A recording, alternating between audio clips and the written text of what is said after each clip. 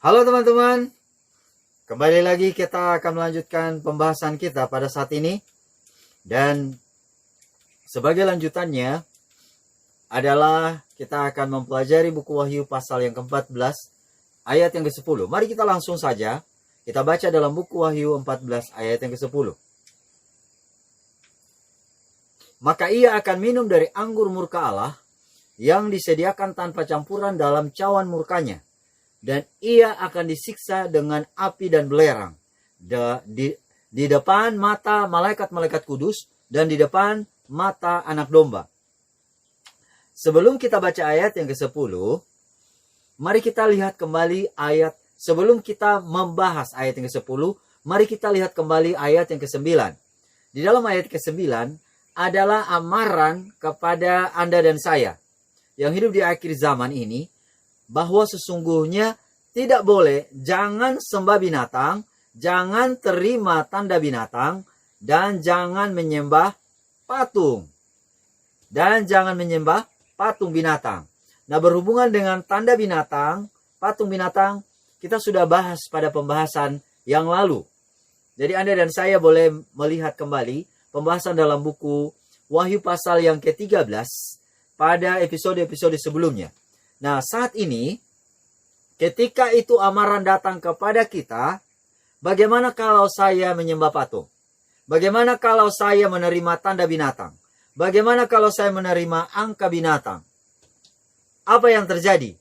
Maka akibatnya adalah ayat yang ke-10. Dan ayat yang ke-10 katakan bahwa, kalau Anda dan saya menyembah patung atau menerima undang-undang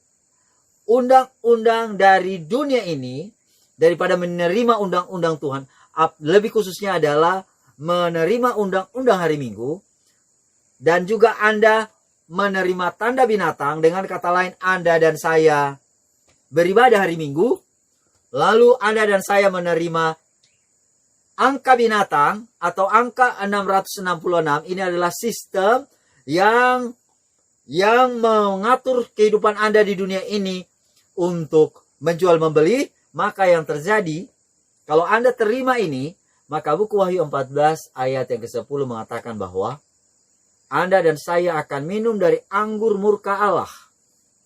Anggur murka Allah yang disediakan tanpa campuran dalam cawan murkanya.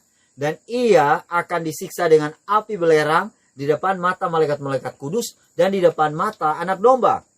Sekarang pertanyaannya adalah, apa arti dari anggur murka Allah? Kalau dalam bahasa Inggrisnya dia bilang begini, the same shall drink of the wine of the wrath of God. Jadi kalau di dalam bahasa Indonesia dia menyebutkan mengenai anggur murka Allah atau cawan murkanya. Dan kalau kita bertanya apa ini cawan murkanya, jawabannya di kalimat selanjutnya. Kalimat selanjutnya mengatakan bahwa dia akan disiksa dengan api dan belerang di depan mata malaikat-malaikat kudus dan di depan mata anak domba. Kalau begitu, apa arti dari cawan murkanya? Cawan murkanya ini adalah penderitaan dan juga maut. Jadi kalau Anda terima cawan murka Allah, maka Anda akan mengalami penderitaan dan juga maut. Oh, manusia hidup di dunia ini harus mengalami penderitaan. Dan manusia harus mengalami yang disebut dengan kematian. Benar. Saya tidak bilang tidak. Tetapi ingat baik-baik, Anda dan saya akan luput dari penderitaan ini, akan luput dari maut ini, kalau tidak menyembah binatang, kalau tidak menerima angka binatang dan menyembah patungnya. Ya. Kalau Anda menolak ini, Anda akan luput dari yang disebut dengan cawan murka Allah atau penderitaan serta maut. Di dunia ini, umat manusia yang namanya bisa bernapas harus mengalami penderitaan. Tetapi ingat baik-baik, yang disebut dengan maut hanya sebagian orang saja. Ya, sebagian besar orang. Ada orang yang ditentukan tidak mengalami maut. Dengan kata lain, ada orang-orang yang nantinya bukan hanya maut saja, luput dari maut, tetapi akan luput dari penderitaan. Dan inilah yang disebut dengan dia tidak akan minum dari anggur murka Allah, atau dia tidak akan menerima cawan murka Allah. Kalau begitu, berapa di antara Anda dan saya, teman-teman, yang mau untuk luput dari minum anggur murka Allah ini? Berapa di antara Anda dan saya yang mau luput dari cawan murka Allah?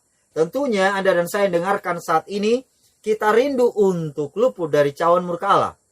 Supaya kita boleh mengerti apa itu cawan murka Allah, tadi di awalnya saya sudah kasih tahu bahwa cawan murka Allah sesuai dengan kata Alkitab, ini adalah penderitaan dan juga maut. Sebelum kita bahas lebih teliti lagi, ingat baik-baik, ada perbedaan antara maut dan kematian. Kalau maut di dalam bahasanya aslinya dia menggunakan kata thanatos. Ini sama juga dengan kematian yang kedua. Kalau Anda pergi ke buku Wahyu 21 ayat yang ke-8, jangan mau kena thanatos atau yang disebut dengan kematian kedua. Maka Anda akan hilang selama-lamanya. Akan mati selama-lamanya. No hope. Tidak ada harapan. Tapi kalau Anda dan saya hanya mengalami kematian yang pertama, maka ini yang disebut dengan mati. Dan Tuhan Yesus katakan tidur, sama seperti Lazarus pada waktu dia mati, Tuhan Yesus bilang dia hanya tidur saja. Nah, Anda dan saya, kalau kita tetap setia kepada Tuhan dan tidak menyembah patung dan tidak menyembah binatang dan menerima tanda binatang, maka kita bisa jadi akan mengalami kematian, tetapi ini adalah kematian pertama. Anda dan saya masih memiliki pengharapan untuk luput dari kematian kedua, atau yang disebut dengan maut, atau yang disebut dengan thanatos itu. Lalu sekarang muncul pertanyaan. Kalau waktu Yesus mati, itu dia mengalami apa? Maut atau mati? Nah, saya akan jawab dengan singkat karena kita harus membahas buku Wahyu 14 ayat yang ke-10 ini. Waktu Yesus mati, menurut Anda dan saya dia mengalami apa? Mati? Tidak. Dia mengalami maut. Lalu kenapa kalau mati, maut bukankah dia hidup dia mati selama-lamanya? Iya. Tapi permasalahannya dalam buku Filipi pasal yang kedua ayat 6 sampai 8, dia tidak satu kali pun berdosa, maka pada waktu dia masuk ke liang kubur, maka maut pun dikalahkannya.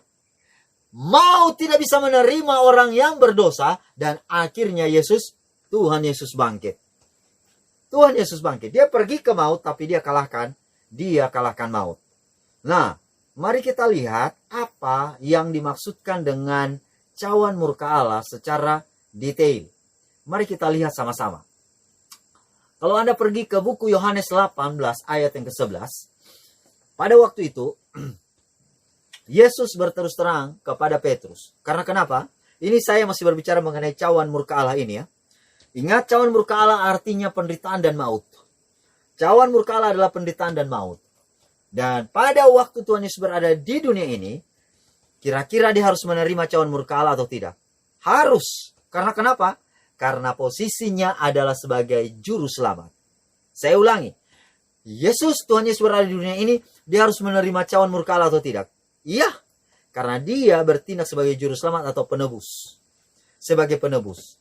Tetapi yang terjadi adalah, Petrus bilang begini, jangan sampai Tuhan engkau mengalami maut dan penderitaan.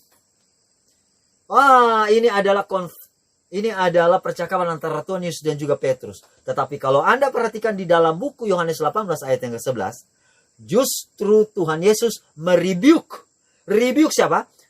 Rebuke si Petrus. Apa kata si Petrus? Apa kata si Tuhan Yesus pada waktu itu?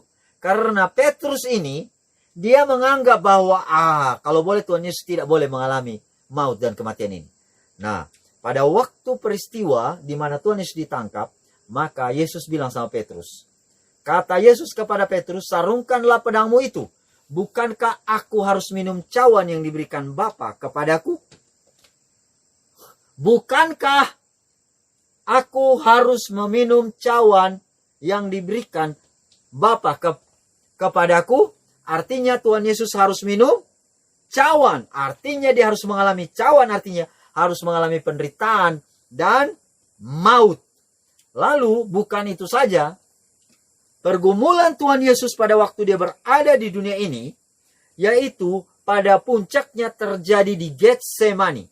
Dan di Getsemani adalah final decision, keputusan terakhir dari Tuhan Yesus, apakah dia harus minum cawan ini, atau dia lanjutkan minum, atau dia harus menyerah atau menolak minum cawan itu. Kalau baca dalam buku Lukas 22 ayat 42, Tuhan Yesus di dalam doanya, dia katakan, ya Bapakku, jikalau engkau mau, ambillah cawan ini daripadaku, tetapi bukanlah kehendakku, melainkan kehendakmu lah yang terjadi. Di dalam bahasa Inggrisnya dia mengatakan, saying, Father, if thou be willing, remove this cup from me. Rebuke artinya, remove bukan rebuke ya. Remove artinya hilangkan cawan ini, jauhkan atau singkirkan cawan ini. Tetapi dia tidak hanya titik di sana. Di kalimat selanjutnya Tuhan Yesus katakan, nevertheless not my will, but thine be done. Thy will be done. Jadi dengan kata lain, Tuhan Yesus juga tidak sanggup menghadapi penderitaan dan maut. Tetapi di kalimat doanya dia katakan, bukan kehendakku yang jadi, namun kehendakmu yang jadi. Karena kenapa? Ingat baik-baik, Tuhan Yesus datang ke dunia ini bukan dalam jubah malaikat, apalagi jubah Tuhan, tetapi jubah manusia berdosa. Itulah sebabnya di dalam kata-katanya sebagai manusia 100%, dia merasa bahwa dia tidak sanggup minum cawan, minum penderitaan dan maut ini. Mengalami penderitaan dan maut ini, dia sendiri merasa bahwa dia tidak sanggup. Nah, kalau Tuhan Yesus minum cawan ini, berarti dia harus bersedia dirinya sebelum mengalami maut, harus bersedia untuk disiksa oleh setan. Diserang oleh setan. Saya ulangi. Sebelum dia mengalami maut, maka dirinya, tubuhnya, manusia berdosa, dia ambil tubuh manusia berdosa. Dia tidak pernah berdosa ya, tapi dia ambil tubuh manusia berdosa, harus relakan dirinya untuk diserang dan disiksa oleh setan. Pertanyaan sekarang adalah, kira-kira penyerangan setan bagaimana? Nah, memang penyerangan setan, Anda dan saya perlu pelajari baik-baik. Karena kenapa? Anda dan saya yang hidup di dunia ini juga harus mengalami apa yang Yesus alami. Oh, kok bisa seperti itu? Karena Tuhan Yesus bilang begini, barang siapa yang mau mengikuti aku, dia akan memikul salibnya. Oh, Anda dan saya yang memikul Tuhan, jangan bilang begini, saya hidup sebagai orang Kristen, sebagai umat percaya di dunia ini, hidup enak, banyak duit, foya-foya, Tuhan Yesus masuk surga. Waduh, ini namanya Anda dan saya mau manjakan diri Anda dan saya, dan orang-orang punya mental seperti ini tidak ada bagian dalam kerajaan surga. Siapa bilang orang mau ke surga itu, ya, adalah orang yang foya-foya, hidupnya enak di dunia, lalu masuk surga. Siapa bilang? Tidak ada rekomendasi dalam Alkitab. Ya, tidak ada. Karena jikalau Anda dan saya mau mengikuti Yesus, mau sampai kepada Bapa harus ikut Yesus. Dan orang yang mengikuti Yesus harus mikul salib. Dan kalau Anda pikul salib, penderitaan, siksaan dan penyerangan dari setan datang bertubi-tubi dalam kehidupan Anda. Jadi jangan pernah berdoa supaya Anda luput dari penyerangan setan ini. Tetapi berdoa supaya Tuhan sanggupkan Anda dan saya. Nah sekarang, apakah penyerangan setan itu? Penyerangan setan ini kepada Tuhan Yesus ini ada 3. Ada 3 level. Ada berapa level teman-teman? Ada 3 level. Level yang pertama adalah penyerangan setan dalam bentuk fisik. Penyerangan secara fisik. penyerangan setan secara fisik. Dan itu setan lancarkan kepada Tuhan Yesus. Mari kita lihat. Di dalam buku Matius 27 ayat yang ke-20, 26. Penyerangan setan level 1 kepada Yesus adalah secara fisik. Oke? Yang kedua adalah secara mental dan ketiga adalah rohani. Kepada Anda dan saya juga sama. Akan sama. Mari kita lihat level demi level dari penyerangan atau siksaan setan ini kepada Yesus, dan itu juga akan berlaku kepada Anda dan saya. Di dalam buku Matius 27 ayat yang ke-26, di situ dibilang begini. Lalu ia membebaskan Barabas bagi mereka, tapi Yesus disesahnya lalu diserahkan untuk disalibkan. Perhatikan baik-baik. Di dalam buku Matius 27 ayat 26, ini adalah bagian dari penyerangan setan atau siksaan setan kepada sang juru selamat. Dan siksaan penyerangan yang pertama adalah dalam bentuk fisik. Penyerangan secara fisik. Jadi fisik Anda dan saya ini yang diserang. Tujuannya supaya Anda dan saya batal ke sorga. Nah, sekarang mari kita lihat pada waktu dia menyerang Tuhan Yesus secara fisik. Kita mau yakin atau tidak yakin, betul. Penganiayaan yang datang kepada Yesus itu dilakukan oleh manusia. Oleh prajurit Roma. Oleh yang dilatar belakangi atau yang dipelopori oleh Kayafas and the gang. Tetapi ingat baik-baik, yang melatar belakangi dari semuanya ini adalah setan. Jadi penyerangan ini sebenarnya adalah penyerangan dari setan.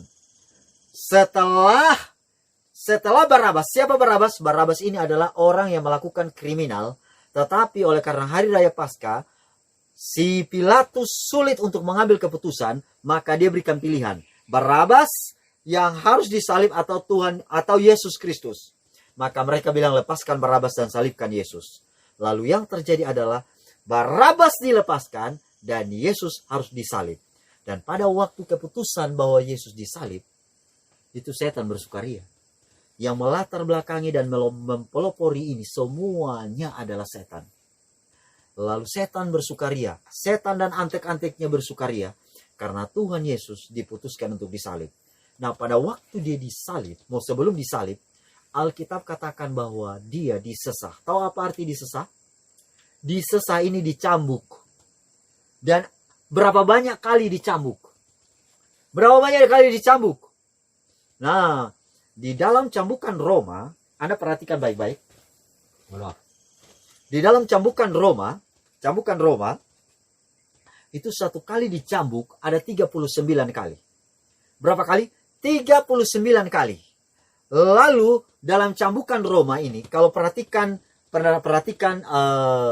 bentuk dari cambukan Roma, ini ada pegangannya, kemudian ada tali, lalu di ujungnya ini ada rumbai-rumbai baja yang lumayan tajam. Dan setiap kali orang yang akan dicambuk, itu nggak dicambuk dengan menggunakan pakaian. Pakaian jubah atau bajunya itu harus dibuka, sehingga dia punya belakang ini akan menjadi sasaran dari cambukan itu. Dan cambukan itu mereka pegang genggamannya, lalu mereka agak mengambil jarak sehingga ujungnya yang terdapat jumbai baja yang lumayan tajam, ini mereka arahkan ke punggung yang telanjang, punggung manusia yang telanjang. Lalu pada waktu kena ke punggung manusia, maka rumbai baja ini yang tajam ini dia akan nyangkut atau dia akan lengket. Pada waktu dilengket kemudian ditarik seperti ini, nanti daging dari punggung korban akan terlempar kemana-mana. Jadi demikianlah cambukan ini diarahkan ke Yesus. Berapa kali? 39? Salah. 40. Hanya Tuhan Yesus yang mendapat cambukan 40 kali. Pada cambukan 1 sampai 39 itu dicambuk dari jarak jauh. Kutak, kutak, kutak. Jadi bayangkan ini hancur. Berdarah-darah. Di punggung Tuhan Yesus itu berdarah-darah. Siapa yang senang? Para malaikat setan senang. Bagaimana dengan malaikat sorga? Mereka hanya menutup mata mereka dengan sayap.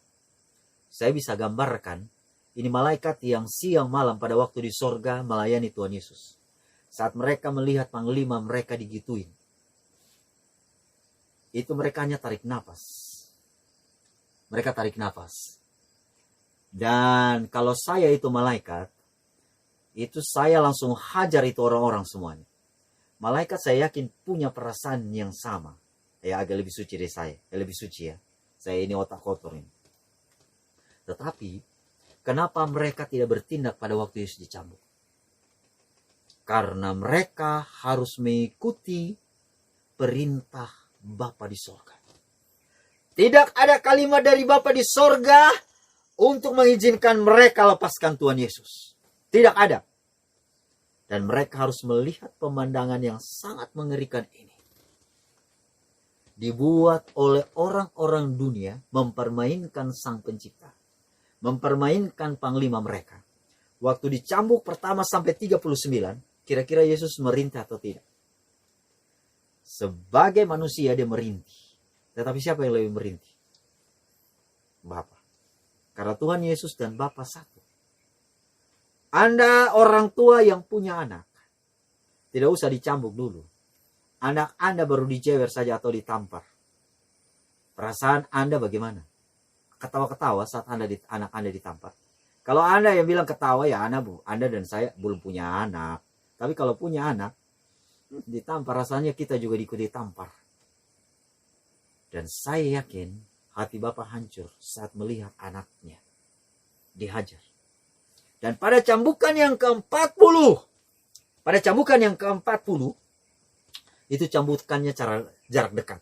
Jadi waktu dicambuk jarak dekat, tali cambukan ini dia melingkar di perut Tuhan Yesus. Lalu dengan cepat sang prajurit Roma menarik sehingga robek perut-perutnya. Robek perut ini. Keluar darah. Yesus merintih. Kembali lagi para malaikat iblis bersorak dan bertepuk tangan oleh karena penderitaan dari Sang Juru Selamat. Cerita ini belum selesai, tetapi saya hanya mau bilang bahwa setiap orang yang mengikuti Yesus akan siap untuk diserang oleh setan. Secara fisik khususnya. Ada begitu banyak anak-anak Tuhan yang berkomitmen untuk mengikuti Tuhan. Dan ada begitu banyak yang harus mengalami penganiayaan secara fisik. Tetapi saya mau kasih tahu, menjadi khotbah Tuhan Yesus menjadi pengkhotbah Tuhan Yesus pada waktu dia berkata berbahagialah, di atas puncak dikatakan berbahagialah, maka ada 3 ayat Tuhan Yesus gunakan untuk berbahagialah mereka yang dianiaya. Karena kenapa? Karena sebagai anak-anak Tuhan, kita hidup di akhir zaman harus mengalami yang disebut dengan penganiayaan. Itulah sebabnya, kalau Anda dan saya lihat, di dalam buku 2 Korintus 11 ayat yang ke-24, Paulus juga mengalami hal yang sama. 5 kali aku disesah orang Yahudi, setiap kali 40 kurang 1 pukulan. Bayangkan, Paulus sendiri, dia berkomitmen untuk mengikuti Tuhan dan penganiayaan datang kepadanya secara fisik. Dia diserang secara fisik oleh setan. 5 kali disesah. Setiap kali disesat 39 kali. 40 kurang 1. Kenapa menggunakan 40? Karena Tuhan Yesus dia dicambuk sebanyak 40 kali. Lalu setelah itu, nah inilah cambukannya. Kalau Anda nanti lihat di YouTube, ya saya kasih tunjuk ini cambukannya seperti ini. Nah, lalu setelah itu maka dia dipakaikan mahkota duri. Matius 27 ayat yang ke-29. Mereka menganyam semua mahkota duri dan menaruhnya di atas kepalanya dan memberikan dia sebatang bulu di tangan kanannya. Mahkota duri ini bukan duri bunga mawar. Tetapi mahkota duri ini mahkota yang terbuat dari duri baja yang sudah dianyam, lalu ditaruh di kepala, itu duri baja ini kena di dahi atau di kulit kepala, itu dia mentok. supaya dia kuat, mereka ambil palu, lalu ketok itu mahkota duri, dan dia akan nancap di dahi Tuhan Yesus. Maka darah mengalir dari kepala, membasahi pipi sampai ke dagu dan ke leher. Pertanyaannya, sakit atau tidak? Sakit. Bukan hanya sakit, perih bukan main. Karena kenapa? Dari waktu ke waktu kepalanya tergoyang, maka duri ini yang sudah menancap di kepala ini, dia akan tergoyang, dan itu akan membuat rasa perih yang lebih sakitnya lagi. Dan Tuhan Yesus harus alami ini, karena kenapa? Ini adalah cawan murka yang harus ditanggungnya. Harus ditanggungnya. Karena kenapa? Karena Tuhan Yesus mengambil keputusan untuk minum cawan, untuk menyelamatkan manusia, maka dia harus bersedia untuk diserang oleh setan. Pertanyaannya adalah, bagaimana kalau Tuhan Yesus menyerah? Dia kembali ke surga. Apakah dia mati? Enggak. Dia tidak akan mati. Justru dia akan hidup. Tidak ada salahnya. Tetapi yang mati selama-lamanya adalah manusia. Kalau dia menyerah pada waktu dikasih cambuk atau dikasih mahkota duri, tidak ada pengaruh terhadap kehidupannya. Yang berpengaruh itu adalah kepada kehidupan manusia berdosa, Anda dan saya. Dan apa yang setan bilang kira-kira pada waktu Tuhan Yesus jalani? Aduh, goblok kamu Tuhan. Goblok kamu. Kenapa kamu mau jalani penderitaan ini hanya untuk manusia-manusia ini? Hah? Sebenarnya Yesus bisa menyerah dan pergi aman. Atau dia langsung bilang begini, Bapa kasih kembali kekuatan kealahanku dan kuhancurkan. Gampang sekali. Jangan dalam hitungan jam, teman-teman. Bukan hanya dalam hitungan menit, detik. Dia langsung perintahkan. Langsung satu malaikat saja datang, habis itu semuanya. Tetapi apakah itu Tuhan Yesus lakukan? Tidak. Malaikat-malaikat bagaimana? Malaikat-malaikat ada juga yang tidak mengerti. Mereka hanya menahan hati mereka. Kalau sampai ada keluar dari mulut Bapa, hai malaikat, pergi hancurkan orang-orang Roma, maka habis itu orang Roma semuanya. Habis itu Kayafas and the crew semuanya. Habis. Lalu, pertanyaan saya adalah, bagaimana dengan penyerangan setan level yang kedua? Mari kita lihat di dalam Matius. Inilah penyerangan secara mental. Penyerangan secara mental. Matius 27 ayat yang ke-28, 27 dan 28. Kemudian serdadu-serdadu wali negeri membawa Yesus ke gedung pengadilan. Terus lalu memanggil seluruh pasukan berkumpul sekeliling Yesus. Mereka menanggalkan pakaiannya dan mengenakan jubah ungu kepadanya. Apa yang dibilang dalam ayat ini? Oh, kemudian serdadu-serdadu wali negeri membawa Yesus ke gedung pengadilan, lalu memanggil seluruh pasukan berkumpul sekeliling Yesus. Dan ketika mereka berkumpul, mereka menghina Yesus, menanggalkan pakaiannya dan mengenakan jubah ungu. Jubah ungu ini lambang penghinaan. Ini sebenarnya jubah kebesaran, tetapi ketika diberikan pada Yesus itu mereka menghina Tuhan Yesus. Mereka menghina Tuhan Yesus. Itu dari hati mereka. Mereka ingin membesarkan Yesus, tapi sebenarnya kenyataannya di otak mereka sementara menghina Tuhan Yesus. Menghina Tuhan Yesus. Saya mau bilang, ketika Anda dan saya mau mengikuti kebenaran firman Tuhan, memikul salib Tuhan, yang pertama, Anda harus bersedia untuk diserang setan secara fisik. Secara fisik, level yang pertama. Yang kedua, secara mental. Secara mental bagian yang pertama adalah kita akan dihina oleh penguasa-penguasa dunia ini. Oleh pembesar-pembesar dunia ini. Pembesar dunia ini.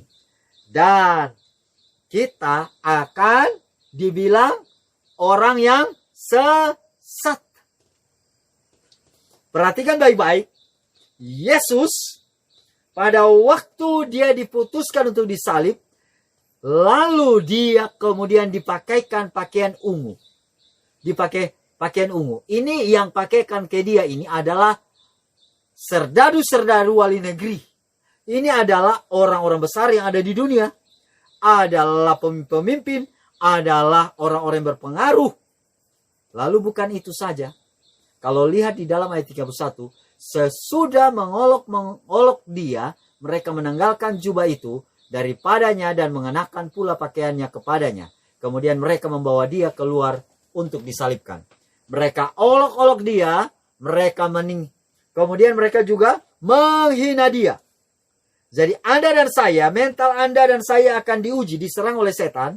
Oleh karena seluruh dunia, orang pembesar-pembesar, para pemerintah, penguasa dunia akan mengolok dan mengejek Anda. Kalau Anda dengarkan ini, Anda bilang, saya juga tidak kenal mereka, ya cuek saja. Cuek saja, tapi belum selesai. Belum selesai. Yang kedua adalah, serangan mental yang dilakukan oleh setan, yang bagian yang kedua adalah, orang-orang yang disebut dengan pemimpin-pemimpin gereja. Pemimpin-pemimpin agama akan menghina engkau. Akan menghinamu, mengejekmu, mencaci makimu, dan memfitnahmu. Mari kita lihat apa yang Tuhan Yesus alami. Yang pertama adalah pemerintah-pemerintah dunia, penguasa-penguasa, pembesar-pembesar dunia. Kemudian yang kedua adalah pemimpin-pemimpin gereja. Mari kita lihat di dalam Matius 26 ayat 59. Ini serangan setan secara mental kepadanya. Imam-imam kepala, Matius 26 ayat 59. Imam-imam kepala malah seluruh mahkamah agama mencari kesaksian palsu terhadap Yesus supaya ia dapat dihukum mati. Jadi, Anda dan saya melihat ini kan ada pemimpin agama, pemimpin gereja. Jangan Anda harap bahwa mereka akan baik-baik. Ya, ada juga yang baik. Tetapi ingat baik-baik apa yang dialami oleh Tuhan Yesus. Yang menjadi imam-imam, yang menjadi pemimpin-pemimpin gereja. Bisa jadi mereka akan memfitnah Anda dan saya. Dan bisa jadi mereka akan mengejek, menghina. Agar dengan demikian, iman yang kita jalani sekarang ini, mengikuti Tuhan Yesus, akan menjadi iman yang abu-abu. Iman yang tidak ada lagi faedahnya. Dan itulah sebabnya, di dalam buku Matius 26 ayat yang ke-59, mengatakan bahwa imam-imam kepala, seluruh mahkamah agama, mereka mencari kesaksian palsu. Tahu apa kesaksian palsu? Sepertinya betul, tetapi palsu. Tujuannya apa? Supaya kita dihukum mati. Yesus dihukum mati dengan kesaksian palsu, maka kita juga. Umat-umat Tuhan yang mau mengikuti Tuhan harus siap menanggung yang disebut dengan ejekan, bahkan fitnaan. Kesaksian palsu akan datang. Pertanyaannya, apakah Anda dan saya siap untuk menghadapi serangan setan secara mental menggunakan pemimpin-pemimpin agama? Anda bilang, siap. Belum. Selanjutnya, mereka bahkan akan bersumpah demikian. Dan seluruh rakyat itu menjawab, biarlah darahnya ditanggungkan atas kami dan atas anak-anak kami. Oke, belum. Ini belum. Kalau Anda perhatikan di ayat yang ke-40, ini mereka cobai Tuhan Yesus. Mereka menghina Tuhan Yesus saat Tuhan Yesus berada di atas salib, di atas kayu salib. Lalu kalau Anda dan saya pergi ke ayat yang 40, Matius pasal 27, mereka bilang begini, hai engkau yang mau merubuhkan bait suci dan mau membangunnya kembali dalam 3 hari, selamatkanlah dirimu. Jikalau engkau anak Allah, turunlah dari salib. Oh, ini serangan mental ini. Serangan mental ini. Karena kenapa? Karena pada waktu Tuhan Yesus berada di salib, secara fisik dia sakit. Kenapa dia sakit? Ya iyalah, dipaku seperti ini dipaku, di tangan dua-dua, lalu di kaki dipaku seperti ini, mahkota duri. Nah, ini sakitnya akan bergantian. Kenapa? Karena salib ini adalah hukuman Roma yang paling hina, Dan ini tidak langsung mati, berjam-jam. Dan penderitaan yang teramat sangat kepada orang yang disalib sebelum mati, ini adalah oleh karena tangannya harus gini. Ini kan tangannya dipaku kan, kakinya juga dipaku. Jadi Anda bisa bayangkan, kalau orang yang sementara disalib, itu sakitnya akan bergantian di tangan dan juga di kaki. Dan tidak langsung mati. Kalau langsung mati, ya puji Tuhan, praise the Lord, haleluya. Tapi ini perlahan-lahan dan bukan hanya 1 jam. Berjam-jam. Jadi sakitnya adalah begini. Kalau di tangan sudah mulai sakit, ya, sudah mulai sakit, maka dia akan ulurkan tangannya begini dan dia akan tekukan lututnya. Tekukan lututnya. Jadi di tangan bisa aja agak lega, tetapi sakitnya akan lebih berpindah ke kaki. Ke kaki yang kena paku. Lalu yang terjadi, kakinya juga sudah mulai pegal karena sakitnya bukan main. Lalu dia akan menarik dadanya dan tangannya seperti ini. Sakitnya berpindah ke 2 tangan. Kedua tangan. Begitu terus menerus. Kalau 5 menit oke. Kalau hanya 10 menit oke. Sejam oke. Ini berjam-jam akan seperti itu. Dan Tuhan Yesus alami seperti ini. Dan pada saat dia mengalami penderitaan fisik secara fisik seperti ini, maka datanglah penyerangan secara mental. Jikalau engkau anak Allah, turunlah dari salib. Kaki dan tangan disalib, sudah rasa haus, kepala pun perih, lalu tenaganya juga sudah mulai melemah. Tiba-tiba ada suara, jikalau engkau anak Allah, turunlah dari salib. Saya mau tanya, itu suara siapa? Oh, Anda bilang, oh itu adalah suara mereka. Karena buku Matius 27 ayat 40. Para imam bisa jadi. Imam kepala bisa jadi. Tetapi suara siapa itu sebenarnya? Suara setan. Suara setan. Dan pertanyaannya, Yesus bisa turun? Aduh, sangat bisa. Bukan hanya bisa saja, 1000% bisa. Dan dia bukan hanya 1000% bisa, dia hanya dalam sekejap mata, dia turun, kemudian dihancurkan orang-orang yang mengejek dia. Tetapi kenapa Tuhan Yesus nggak lakukan itu? Karena kalau Tuhan Yesus lakukan itu, justru di situ keletak kekalahannya. Karena kenapa? Karena kalau dia turun, maka yang terjadi adalah dia bukan gunakan lagi kekuatan manusia. Dia bukan lagi mengandalkan Bapa di sorga. Tetapi dia sementara mengandalkan kekuatan kealahannya. Sementara kekuatan kealahannya sudah hilang. Sudah tidak ada lagi. Tidak ada lagi. Jadi itulah sebabnya dia akan dinyatakan bersalah. Karena kenapa? Karena dia tidak menyelesaikan misinya. Dia tidak menyelesaikan misinya. Dan Anda dan saya akan hilang lenyap. Namun, sekali lagi saya mau kasih tahu bahwa dengan keputusan Yesus seperti itu, Anda dan saya hilang lenyap. Namun tidak berpengaruh apa-apa ke Tuhan Yesus. Dia akan tetap kembali menjadi the King of Kings. Tetapi Anda dan saya akan hilang selama-lamanya. Nah, Yesus tidak lakukan itu. Karena kenapa? Karena dia sayang kepada Anda dan saya. Dia cinta. Itulah sebabnya dia bertahan. Oleh karena apa? Oleh karena cinta. Oleh karena cinta kepada manusia. Dia tetap bertahan.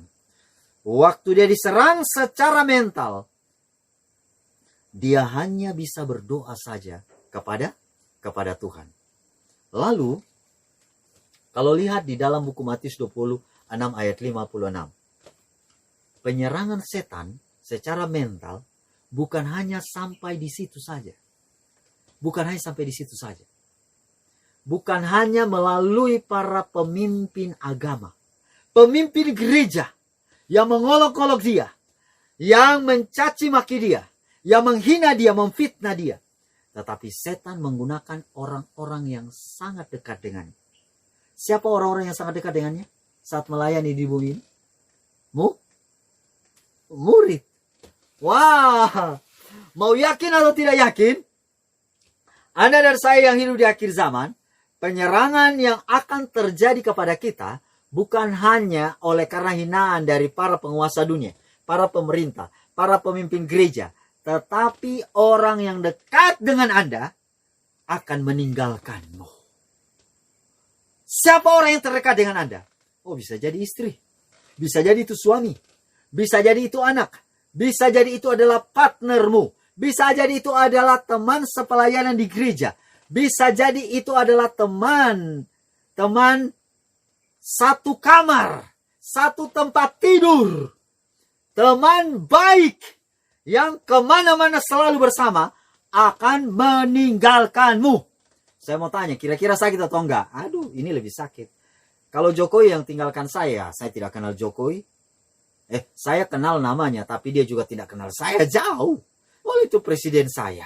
Menteri Pendidikan dan Kebudayaan, ya, saya juga belum pernah lihat muka dengan muka, jauh. Ya kan? Atau Kapolda jauh. Ya, ini masih bisa ditanggung lah. Bagaimana dengan pemimpin agama, pemimpin gereja, ketua jemaat, diakon, pendeta? Bisa juga ditahan. Tapi bagaimana kalau orang yang dekat? Bagaimana itu adalah anak? Bagaimana itu adalah istri tinggalkan? Gara-gara tidak setuju dengan konsep kebenaran kita. Bagaimana itu adalah teman satu kamar waktu kuliah, teman satu tempat tidur. Kita punya batchmate, kita punya teman satu angkatan, atau teman yang soulmate lah. Bagaimana? Tinggalkan kita.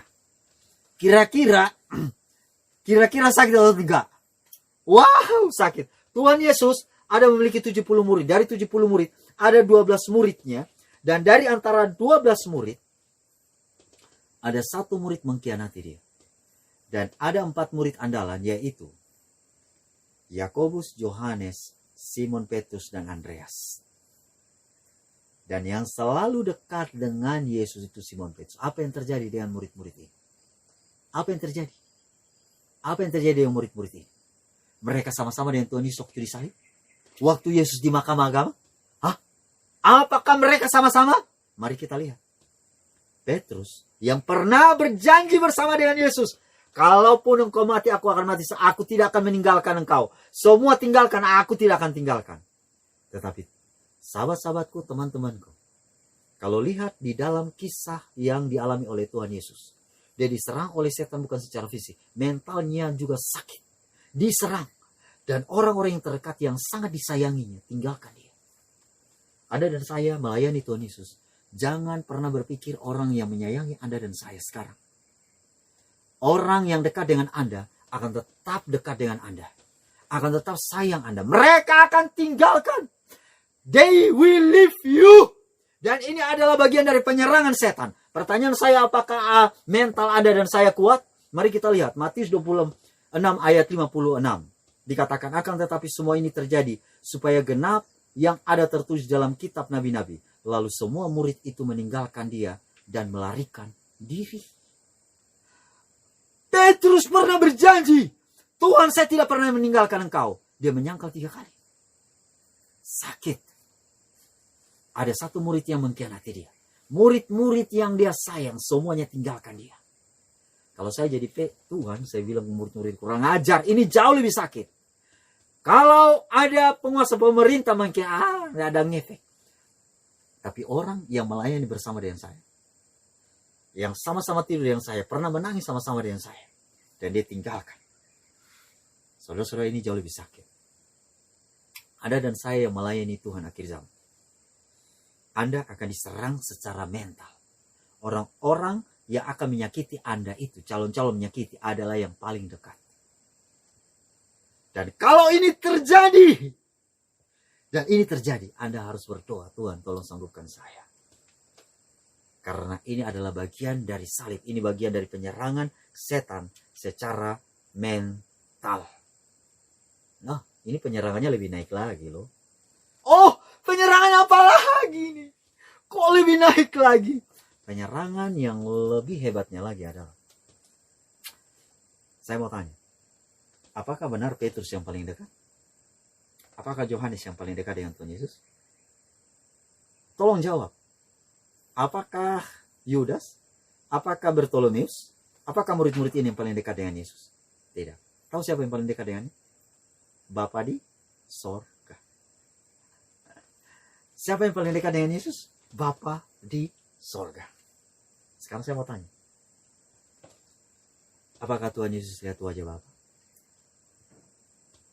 Secara fisik dia sakit. Murid-muridnya tinggalkan dia. Tetapi yang membuat dia tidak tahan. Karena Bapa meninggalkan dia. Mari kita lihat ayatnya. Markus 15 ayat 34. Situ dia bilang begini. Dan pada jam 3 berserulah Yesus dengan suaranya. Eloi, Eloi, lama sabachthani. Yang berarti Allahku, Allahku. Mengapa engkau meninggalkan? Secara fisik, Tuhan Yesus bisa tahan oleh karena cambukan, oleh mahkota duri, bahkan penyaliban. Secara mental dia bisa tahan oleh karena murid-muridnya tinggalkan dia. Tetapi satu hal yang dia tidak bisa tahan adalah dia tidak lihat lagi wajah Bapaknya. Yesus dan Bapa selama masa kekekalan, sebelum jadi dunia ini mereka adalah satu. Adalah satu. Tetapi Roh Nubuat mencatat, sejak Tuhan Yesus berada di Getsemani sampai puncaknya disalib, dia tidak lihat wajah Bapaknya. Dan ini yang membuat dia sakit. Ini adalah penyerangan secara rohani. Dan tahu oleh karena hal yang tidak bisa ditahannya. Maka salah satu perkataan dari Tuhan Yesus di salib adalah Eloi, Eloi, lama sabachthani. Yang artinya Allahku, Allahku, mengapa engkau meninggalkan aku? Kenapa? Karena memang dia tidak bisa lihat lagi wajah Bapaknya. Tidak bisa lihat lagi. Bapaknya ini adalah bagian dari cawan itu. Dia harus minum cawan ini. Dan hatinya begitu sakit. Karena dia tidak lihat wajah Bapaknya. Tetapi apa yang membuat dia kuat? Apa yang membuat dia kuat? Yang membuat dia kuat adalah scripture, ayat dalam Alkitab. Di detik-detik terakhir saat dia mendapat penyerangan yang klimaks di mana dia tidak lihat wajah Bapaknya. Wajah Bapaknya dia tidak lihat. Oleh karena dosa manusia terlalu begitu berat. Sama seperti yang dibilang dalam Yesaya 59 ayat yang pertama dan kedua. Yang merupakan penyebab Bapa menyembunyikan wajahnya oleh karena dosamu. Pada detik-detik terakhir, di mana dia tidak sanggup, dia ingat ayat Alkitab yang diajarkan mamanya. Tahu ayat yang dikutip? Dia bilang, ya Bapa, ke dalam tanganmu kuserahkan nyawa. Ini adalah kutipan yang dia ingat dalam buku Mazmur 39 ayat 5. Dia bilang begini, ke dalam tanganmu lah kuserahkan nyawaku, engkau membebaskan aku, ya Tuhan Allah yang setia. Ayat Alkitab ini diingat oleh Tuhan Yesus pada waktu detik-detik dia menghembuskan napas terakhir. Dan inilah yang membuat dia kuat. Ingat sahabat-sahabatku, teman-teman yang mendengarkan pekabaran pada saat ini, bahwa kita di akhir zaman akan diserang oleh setan. Dan diizinkan Tuhan diserang secara fisik, secara mental, dan secara rohani. Dan kita akan hadapi ini. Tetapi ingat baik-baik, yang merupakan kekuatan Anda dan saya adalah doa, kehidupan yang penuh doa, dan juga kehidupan yang yang dipenuhi oleh firman. Di dalam benak Anda hanya ada kata-kata firman. Di dalam mulut Anda hanya ucapan syukur oleh karena firman yang menguatkan. Di dalam lubuk hati Anda yang paling dalam adalah doa dengan tekun kepada Tuhan. Karena kenapa? Karena Anda dan saya harus menghadapi dan mengalami hal yang sama yang pernah dilakukan oleh Tuhan Yesus. Itulah sebabnya Tuhan Yesus pernah berkata, di dalam buku Matius 20 ayat yang ke-23, Yesus berkata kepada mereka, cawanku memang akan kamu minum. Tetapi hal duduk di sebelah kananku atau di sebelah kiriku, aku tidak berhak memberikannya. Itu akan diberikan kepada orang-orang bagi siapa Bapakku telah menyediakannya. Jadi ingat baik-baik bahwa cawanku memang kamu harus minum. Harus minum. Anda dan saya harus minum cawan itu. Anda dan saya harus minum cawan itu. Apa yang dialami oleh Tuhan Yesus, Anda dan saya harus alami itu. Nah sekarang mari kita lihat kenyataan yang terjadi yang Anda dan saya harus alami. Penyerangan dari setan, minum cawan itu. Penyerangan secara fisik, mental, dan juga spiritual. Ingat baik-baik, dalam kehidupan Anda, jikalau Anda berkomitmen, Tuhan, saya mau setia. Jangan hanya bilang dalam hati, minta kepada Tuhan yang sungguh-sungguh, agar saya boleh disanggupkan Tuhan di dalam tindakan saya. Nah kalau begitu, jikalau Anda dan saya akan setia kepada Tuhan, faithful to the end, maka ingat baik-baik, jikalau Anda dan saya akan hidup sampai kepada Tuhan Yesus datang pada kali yang kedua, maka yang terjadi adalah, sebelum Tuhan Yesus datang pada kali yang kedua, ada penyerangan yang akan diizinkan Tuhan terjadi kepada kita. Tetapi pada saat yang sama juga, cawan murka Allah ini akan ditumpahkan kepada dunia. Cawan murka Allah ini akan ditumpahkan kepada dunia. Karena kenapa? Karena sesungguhnya dunia sudah berdosa.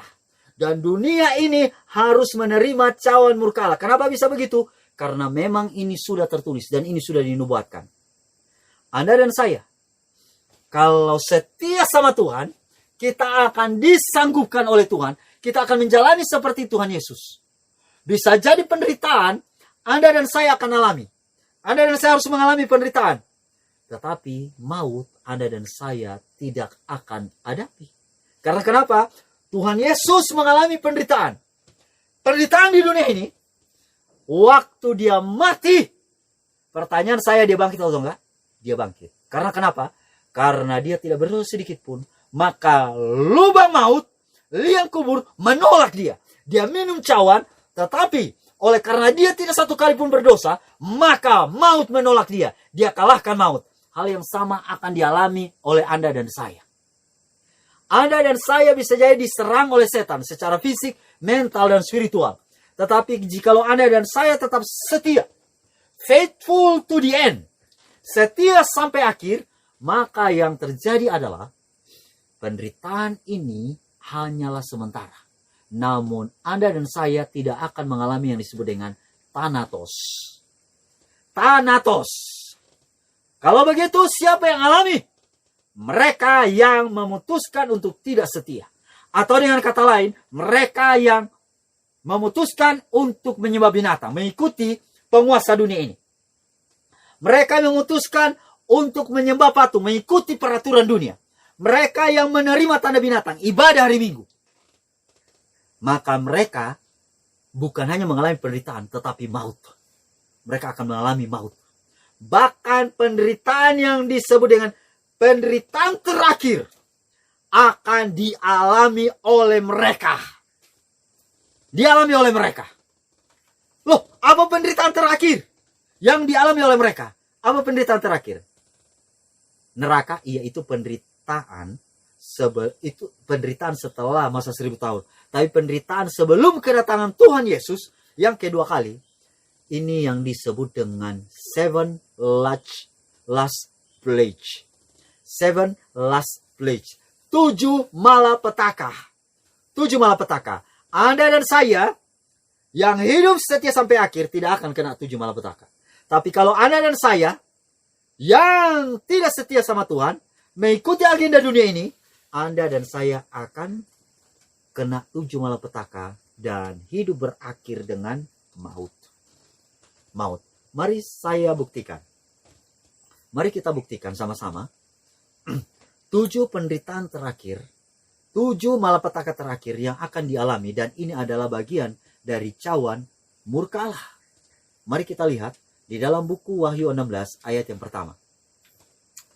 Dan aku mendengar suara nyaring dari dalam bait suci berkata kepada ke-7 malaikat itu, pergilah dan tumpahkanlah ke-7 cawan murka Allah itu ke bumi. Berapa malapetaka? Ada 7 malapetaka. Dan 7 malapetaka ini adalah apa? Cawan murka Allah. Ke atas mana? Ke atas bumi. Saya mau tanya, apakah cawan murka Allah ini kena kepada seluruh penduduk bumi? Tidak. Kepada bumi, tetapi orang yang setia sampai akhir, yang tidak menyembah binatang dan tidak menerima tanda binatang dan menyembah patung binatang, tidak akan kena. Tetapi mereka yang yang menyembah, menerima tanda binatang, dan yang menyembah patung, mereka akan kena cawan ini. Dari mana saya tahu? Dari mana saya tahu? Dari buku Wahyu 14 ayat yang ke-9 dan ayat yang ke-10. Nah, kalau begitu, mari kita lihat sama-sama apa yang dimaksudkan dengan cawan murka, apa yang dimaksudkan dengan 7 malapetaka ini. Nah, 7 malapetaka ini, kalau Anda lihat di dalam Alkitab, 7 malapetaka belum terjadi. Karena kenapa? Karena 7 malapetaka ini akan bertepatan dengan pada waktu Tuhan Yesus berdiri di bilik yang Maha Suci. Bilik yang Maha Suci. Dan pada waktu Tuhan Yesus berdiri di bilik Maha Suci, jadi pada waktu dia terangkat ke sorga, dia berada di bilik yang suci pada tahun 31 sampai tahun 1844. Dari buku Kemenangan Akhir pasal yang ke-24 Anda bisa baca itu. Lalu dari tahun 1844 sampai sekarang ini dia masih berada di bilik yang Maha Suci. Lalu ngapain di situ? Dia duduk. Kata duduk artinya dia memeriksa. Dia memeriksa kita punya diri, kita punya batin, kita punya dosa, semuanya diperiksa. Nah, pada waktu itu, nanti ini kita akan bahas di episode selanjutnya. Tetapi pada waktu itu, Anda dan saya, pada masa itu, Anda dan saya harus berjaga-jaga. Kenapa berjaga-jaga? Karena kita tidak tahu kapan dia berdiri. Memangnya apa yang terjadi kalau dia berdiri? Kalau dia berdiri, itu artinya sudah tidak ada lagi kesempatan bagi Anda dan saya untuk bertobat. Selama dia masih duduk, di dalam buku Markus 16 ayat yang ke-19, waktu dia pergi ke surga dia duduk. Artinya dia periksa. Tetapi dia periksa, itu masih ada kesempatan Anda dan saya bertobat. Tapi kalau dia sudah berdiri, maka yang terjadi tidak ada kesempatan bagi Anda dan saya untuk bertobat. Dan waktu dia berdiri, ini bertepatan juga dengan malapetaka yang pertama. Mari kita lihat, apakah di dalam Alkitab ditulis mengenai Tuhan Yesus berdiri? Sekarang kita tahu dia duduk ya, sesuai dengan buku Markus 16 ayat 19, dia pergi dan dia duduk.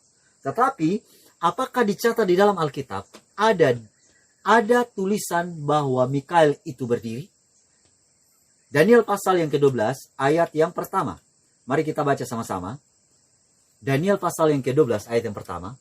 Pada waktu itu juga akan muncul Mikael pemimpin besar itu, yang akan mendampingi anak-anak bangsamu, dan akan ada suatu waktu kesesakan yang besar. Ini the time of trouble. Inilah 7 malapetaka itu. Seperti yang belum pernah terjadi sejak pada ada bangsa-bangsa sampai pada waktu itu. Tetapi pada waktu itu bangsamu akan terluput, yakni barang siapa yang dapati namanya tertulis dalam kitab itu. Loh, Alkitab hanya bilang pada waktu itu muncullah Mikael. Tidak ada kata berdiri. Itu bahasa Indonesia. Tapi kalau bahasa Inggris, kalau kita lihat, and at a time shall Michael stand up. Bahasa Inggris menyebutkan Mikael berdiri. Mikael di sini adalah Tuhan Yesus. Mikael merujuk kepada Tuhan Yesus. Jadi, Tuhan Yesus berdiri. Pada waktu dia berdiri, maka sebagaimana yang sudah dikasih tahu, ini artinya pintu kasihan tertutup. Apa buktinya kalau Tuhan Yesus berdiri, pintu kasihan tertutup? Mari kita lihat Kisah Rasul 7 ayat yang ke-55.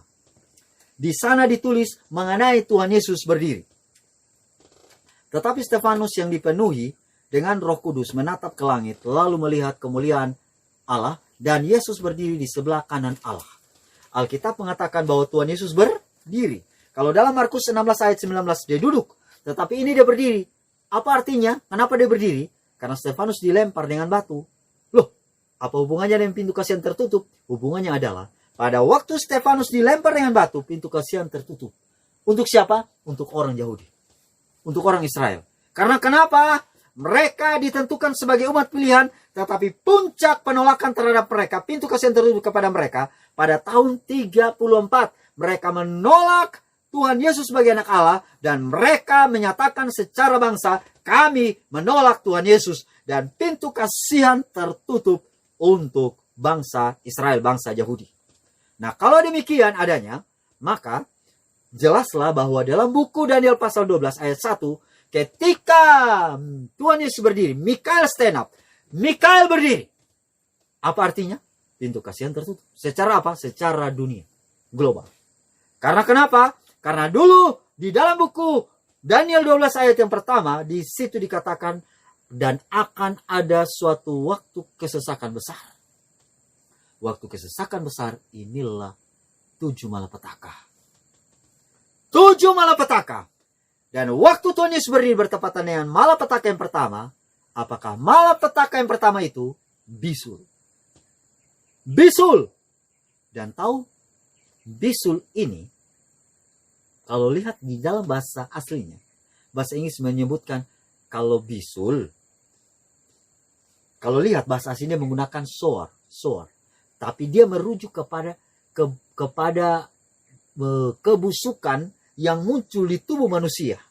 Tubuh manusia. Dan saya mau kasih tahu bahwa Anda dan saya yang di akhir zaman ini, bukan hanya tidak bertarak, tetapi mengikuti undang-undang dunia. Lalu kemudian kita injus sini sana. Kimia pun kita konsumsi seperti yang sudah dibahas pada pembahasan sebelumnya. Maka itu ada pengaruhnya terhadap diri Anda dan saya. Itulah sebabnya. Pada waktu malapetaka yang pertama yang disebut dengan bisul, maka pada saat itu Tuhan Yesus berdiri di bilik yang maha suci, dan inilah kutipannya di dalam buku Kemenangan Akhir 532. Pada waktu itu ia meninggalkan bait suci. Kegelapan menutupi penduduk bumi. Pada masa yang mengerikan ini, orang-orang benar harus hidup di pemandangan Allah tanpa pengantara. Anda dan saya hidup tanpa ada yang disebut dengan pengantara atau yang disebut dengan high priest. Imam besar. Tidak ada lagi perantara kita. Pengekangan yang telah diberlakukan atas orang-orang jahat telah dilepaskan dan setan mengendalikan seluruh orang-orang pada akhirnya tidak bertobat. Jadi bayangkan saja, Roh Kudus sudah ditarik, lalu Tuhan Yesus sudah tidak bekerja sebagai imam besar, dia sudah keluar dari bilik maha suci, dia sudah berdiri, lalu yang terjadi, setan memiliki kekuatan yang full, kekuatan penuh untuk menguasai penduduk bumi, untuk menguasai kita semua. Jadi Anda dan saya yang tetap setia sampai akhir, Anda dan saya tidak akan kena bisul. Tetapi bagaimana dengan orang-orang yang setengah-setengah ini? Apalagi yang jelas-jelas mengikuti agenda dunia ini, hukum dunia ini, tidak mengikuti hukum Tuhan. Mereka akan kena yang disebut dengan malapetaka yang pertama, bisul. Lalu bagaimana malapetaka yang kedua? Apa malapetaka yang kedua? Di dalam ayat yang ketiga Wahyu 16 mengatakan, dan malaikat yang kedua menumpahkan cawannya ke atas laut, maka airnya menjadi darah seperti darah orang mati, dan matilah segala yang bernyawa yang hidup di laut. Apa malapetaka yang kedua? Malapetaka yang kedua, malaikat itu menumpahkan cawannya ke laut, lalu terjadilah darah. Air laut menjadi darah. Air laut menjadi darah. Apa artinya? Tuhan mau kasih tahu kepada seluruh penduduk bumi bahwa sesungguhnya dewa-dewa yang kalian agungkan. Oh, dewa? Apa dewa? Dewa ini adalah hal yang diagungkan di dunia ini. Hal-hal yang diagungkan dunia ini. Saya berikan contoh ya. Saya mengidolakan Cristiano Ronaldo. Maka dia bisa jadi idola saya. Dia bisa jadi berhala saya. Nah, ada banyak penduduk-penduduk dunia di dunia ini yang mereka terlalu mendewakan ciptaan, bukan pencipta. Termasuk laut. Karena kenapa? Apa yang menjadi malapetaka di akhir zaman sebelum kiamat, jadi ini terjadi sebelum kiamat, ini sebenarnya kalau kita mau berkaca kepada buku Keluaran pasal yang kedua, ada 10 malapetaka, itu hal yang sama juga Tuhan lakukan kepada orang Mesir. Karena kenapa? Orang Mesir terlalu mendewakan yang namanya Sungai Nil. Maka air Sungai Nil menjadi darah. Lalu mereka punya dewa namanya dewa katak, dewa belalang. Dewa-dewa ini jadi tulah. Jadi itulah sebabnya Tuhan sementara mau membuka mata manusia bahwa dunia ini adalah ciptaan, bukanlah pencipta. Anda dan saya yakin atau tidak yakin, seluruh agama di dunia ini sementara diarahkan oleh satu kuasa untuk mengidolakan ciptaan. Ciptaan, coba perhatikan saja. Itu makanya ada slogan Save the Earth. Save the Earth ini artinya apa? Selamatkan bumi ini kan? Selamatkan bumi ini artinya kita perlu menjaga. Ya, bumi kita perlu dijaga. Tetapi bukan bumi kita jadi dewa. Dan laut adalah bagian terkecil, salah satu bagian dari bumi ini, yang tidak perlu diidolakan. Tidak perlu. Nah, kemudian yang berikutnya adalah dalam Wahyu 16 ayat yang keempat dan ayat yang kelima. 4 dan 5. Ini bukan laut saya jadi darah. Tetapi seluruh mata air menjadi darah. Seluruh mata air menjadi darah. Mari kita baca sama-sama.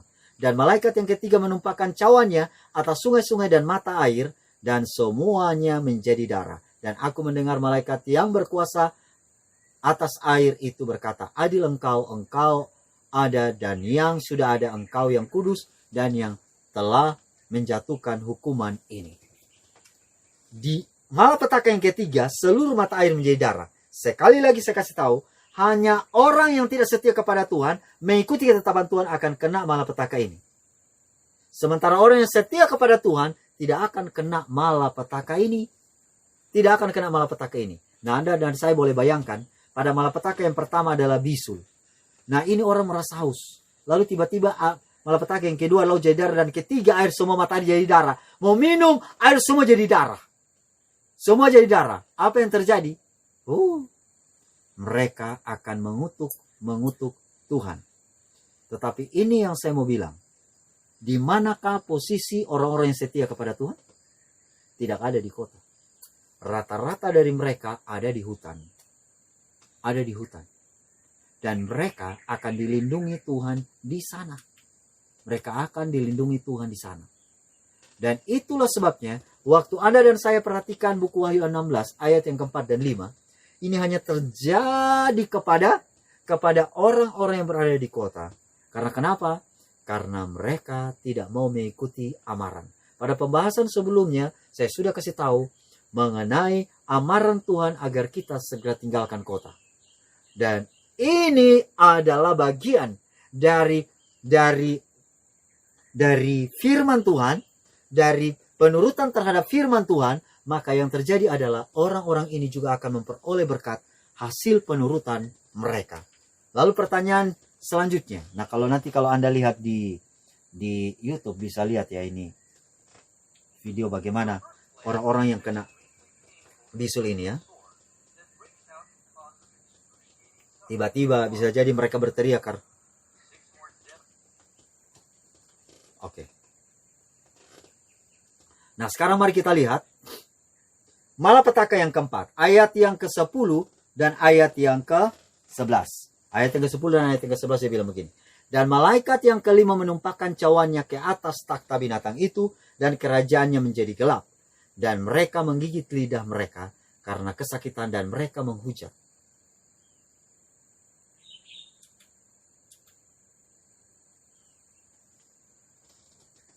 Oke.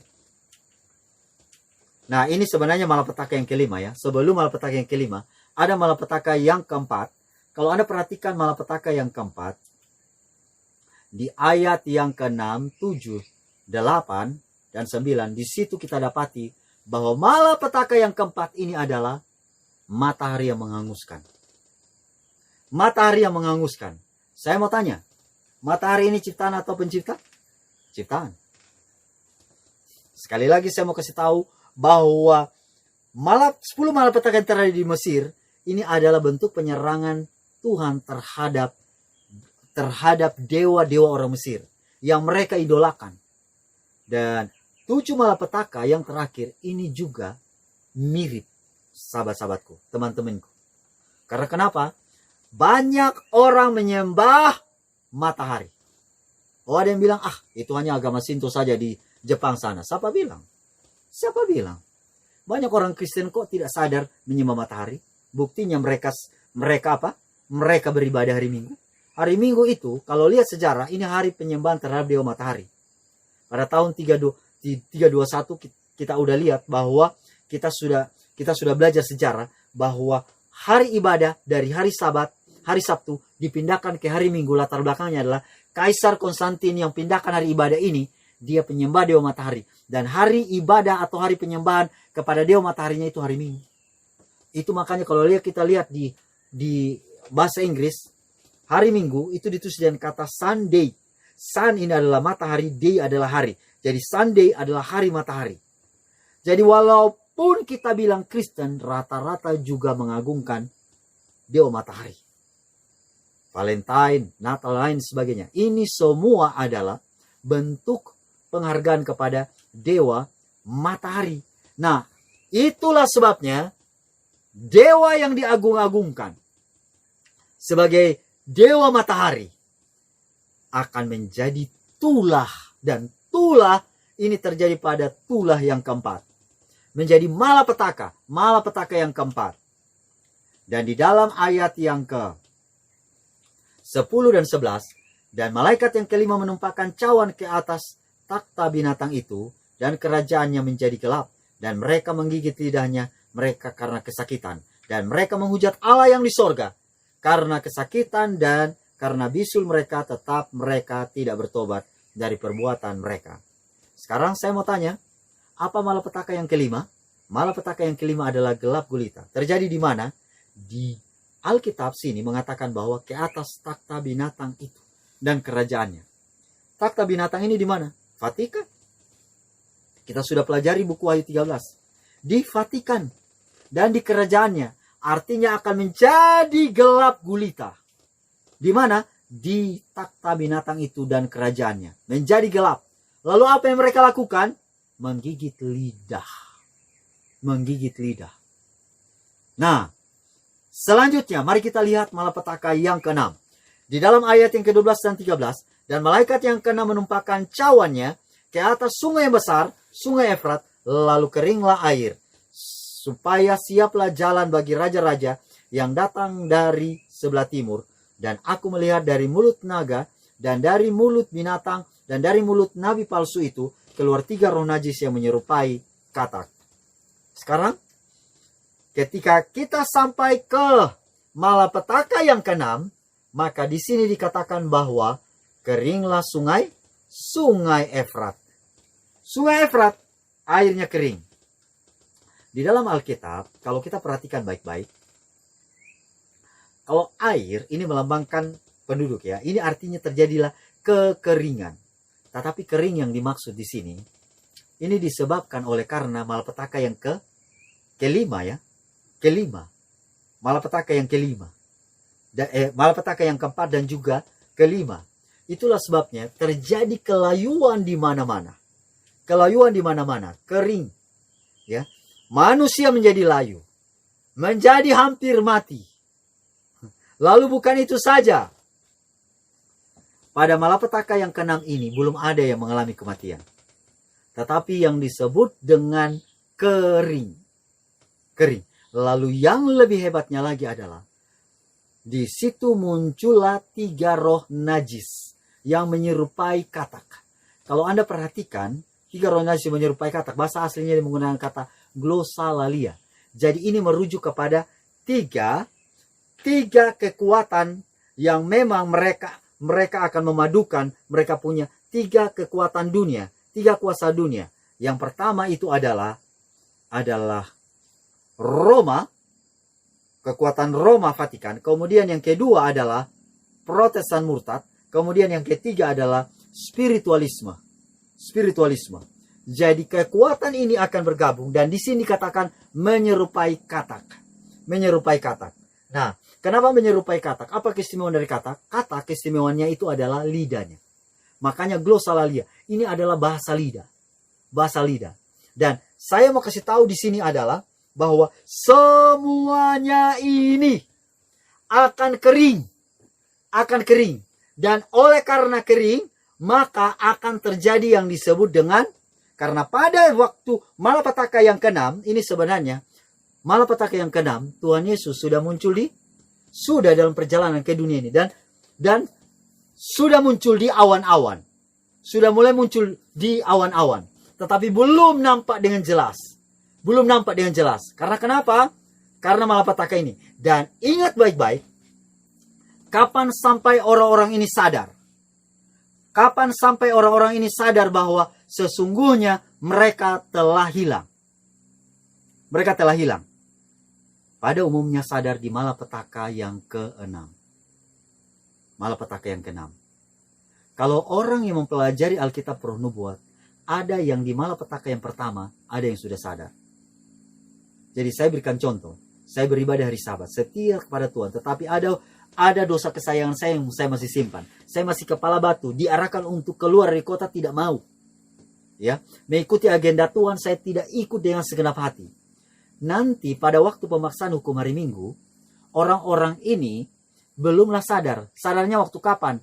Ada yang sadar di malapetaka yang pertama.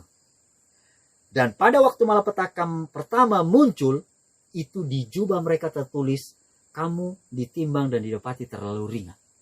Tapi bagaimana orang-orang yang sama sekali dari awalnya ini, mereka punya pengetahuan terhadap ini minim, tetapi mereka ini juga mengikuti karena zona nyaman, mereka mengikuti cara-cara dunia ini.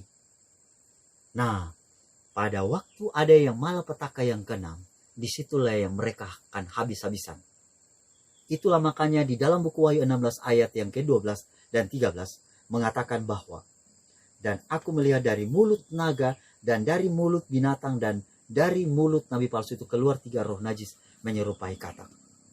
Jadi orang-orang yang mengagungkan 3 kekuatan ini, yang mengikuti 3 kuasa dunia ini, mereka pada akhirnya menyadari bahwa mereka sendiri sudah sesat, sudah salah. Lalu mereka akan saling hajar-hajaran. Di malapetaka yang keberapa? Malapetaka yang ke-6. Saya berikan contoh. Saya tidak pernah tahu tentang daging binatang haram, daging binatang halal dari pendeta saya. Atau saya tidak pernah tahu mengenai amaran, mengenai kantul. Kalaupun saya tahu, dikasih tahu oleh hamba Tuhan pendeta bilang, itu ajaran sesat. Oh, mengenai Sabat dibilang, itu ajaran sesat.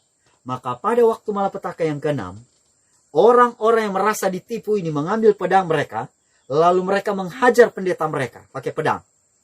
Mereka saling menghajar-hajar. Dan disinilah terjadi pertumpahan darah. Pertumpahan darah.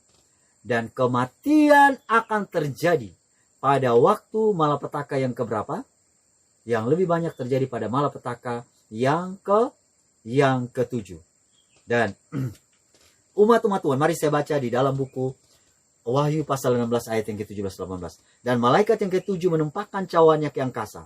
Dan dari dalam bait suci kedengaranlah suara yang nyaring dari takhta itu, katanya, sudah terlaksana, maka memancarlah kilat dan menderulah bunyi guru. Dan terjadilah gempa bumi yang dahsyat. Seperti belum pernah terjadi sejak manusia ada di atas bumi. Begitulah hebatnya gempa bumi. Dan semua pulau hilang lenyap.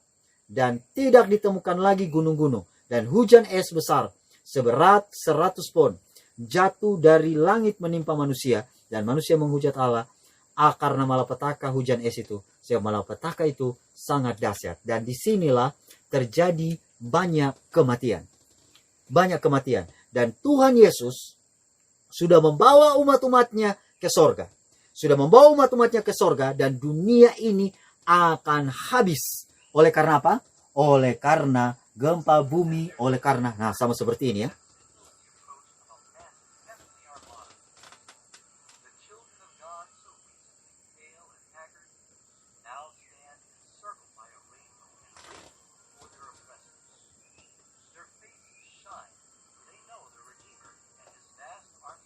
Dan pada waktu itu, Tuhan Yesus sudah datang menjumpat umat-umatnya. Dan umat-umatnya sudah dibawa ke sorga. Dan ini adalah gambaran pada waktu malapetaka yang terakhir. Ketika malapetaka yang terakhir, ada dan saya boleh melihat, ada begitu banyak gunung-gunung yang tenggelam. Kemudian inilah hujan es yang menimpa manusia. Seberat berapa pon? 100 pon. 100 pon ini sama dengan 50 kilogram. Bayangkanlah, disinilah banyak manusia yang bermatian. Banyak yang bermatian. Tetapi ingat baik-baik, bagi Anda dan saya yang setia sampai akhir, Anda dan saya tidak akan mengalami kematian. Tetapi Anda dan saya akan mengalami hidup selama-lamanya. Sama seperti yang dikasih tahu dalam buku 1 Tesalonika 4 ayat yang ke-16. Orang-orang yang mendengar akan sangkakala Allah berbunyi itu, mereka akan diubahkan. Sebab pada waktu tanda diberi, yaitu pada waktu penghulu malaikat berseru dan sangkakala berbunyi, maka Tuhan sendiri akan turun. Tuhan sendiri akan turun. Jadi waktu Tuhan turun, orang-orang yang mati dalam Kristus akan lebih dahulu bangkit. Tetapi Anda dan saya yang mengikuti dari malapetaka pertama sampai malapetaka yang ke-7, Anda dan saya langsung diubahkan. Sebaliknya, orang-orang yang tidak setia kepada Tuhan, pada waktu itu mereka langsung dibinasakan. Nah, inilah